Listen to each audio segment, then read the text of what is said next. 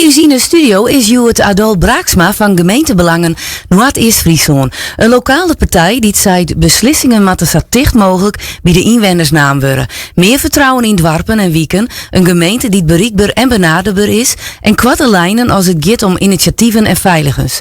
Maar de gemeenteraadsverkiezingen van maart in aantocht gaan wij met Adol in gesprek over wat gemeentebelangen betekenen wil over Noord-East-Friesland en vooral wat inwoners daar concreet van merken gaan.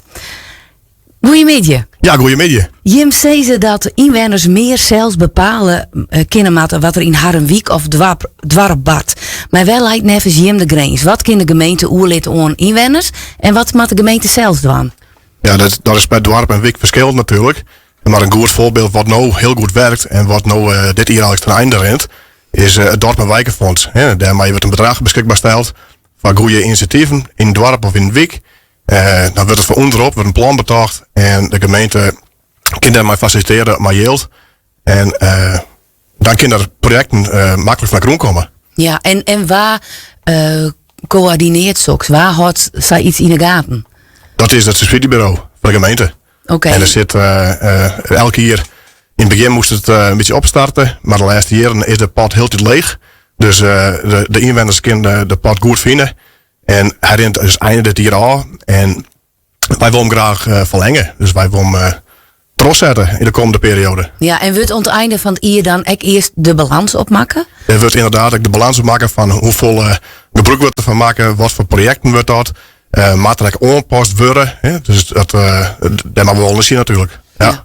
Ja, en je zei ze ook, de gemeente die maakt meer toegankelijk wezen, beter toegankelijk. Zowel digitaal als persoonlijk. Een soort mensen ondervinden toch wel een protte hinder. Het gaat langzaam, het is dreig, het is moeilijk.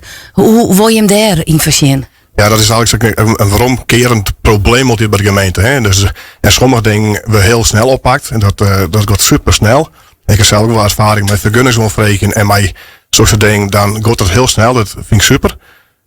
Maar soms rennen mensen toch en zien, dus we moeten een beter klantvolsysteem hebben om te zien van, hey, waar hacken het nou en hoe kunnen we het oplossen? Ik wil krijgen een bericht van, we hadden even naar een tier, het moet uitgesteld worden. Dan ga je in ieder geval bericht, dan weet je waar je wat daar bent. Ja, en zo kun je ook weer het vertrouwen een beetje winnen van de meesten. Van oké, ik wil wel jet, maar het wordt uitgesteld. Ja, of, ja, zo is het. Ja, en dat is wel heel belangrijk. Het vertrouwen Klopt. Van de meesten, dat moet je wel krijgen. Ja. Nee, dat is dat. Dus daarom moet er goed in worden. Ja, en bij initiatieven van inwoners en ondernemende pleit je hem ook voor een vaste ambtenaar of oorspreekpunt. Klinkt heel logisch, maar dat kost het echt wel geld. Oh ja, dat kost het altijd geld. Ja. Natuurlijk zijn er heel veel ambtenaren buis in de organisatie. Er zijn altijd wel vacatures uit en sommige functies maar misschien verloren worden. Maar en ons maar je eenmalig geld te vervrijden om dat goed op poten te zetten. Ja, en waarom denk je hem dat uiteindelijk daar toch beter worden zal? Ja, dan, het beeld van de gemeente wordt dan in ieder geval beter. Maar mensen die worden echt geholpen. En uiteindelijk in de gemeente van haar inwoners en ondernemers. Dus mensen zo snel mogelijk helpen. Of het is net kind, duidelijk aan we Jan waar maar het kind. En als er uitstel nodig is, dan uitstel. Ja. Duidelijkheid.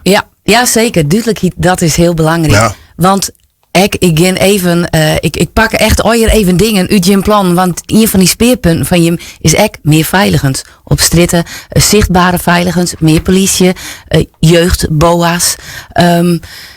Het is natuurlijk, die meesten lezen net wat oprapen. Daar ren je hem denk ik wil zien aan. Nee, dat klopt wel. De afgelopen periode ben er wel BOA's bijkomen in deze gemeente en dat had positieve resultaten.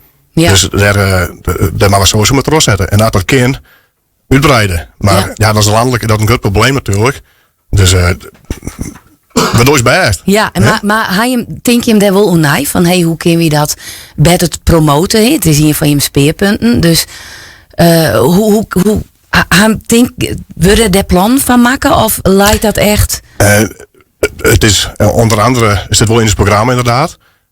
Ik vind het bijzonder dat jou het verkiezingsprogramma al ha. Ik weet net waar die wij gaan. Nee, ik ga op een site on het CN West. En dat is de orde nog. Oh, dus in dat opzicht, ik denk dat het wel een goed resultaat is. Dat er ook meer BOA's zijn in onze gemeente. Ja. En ik dus meer voor de jeugd. Dat er beter op handhaaft. En beter het gesprek ongegaan worden kan. Ja. Maar dus na je verkiezingsprogramma, die zit nog in de moeder. Ja, zeker.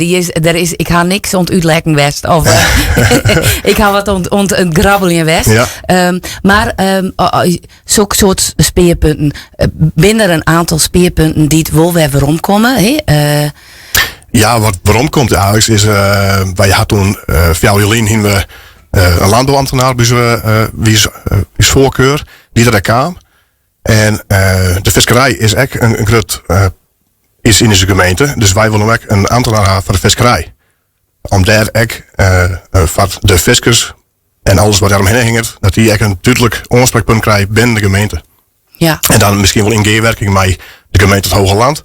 Of bij een andere kustgemeente. Maar dat is een van onze strevens inderdaad. Ja, het wordt nog correct even ontmaat, de gemeenteraadsverkiezingen. Hoe bereid je hem daarop voor? Ja, dat is heel veel vergadering met elkaar. Er moet een verkeersprogramma ingezet worden. Dus er moeten punten bij komen. Er moet alles wezen met mensen uit de gemeente, met onze leden, bij elkaar, hoe moet dit, alles even fine-tunen.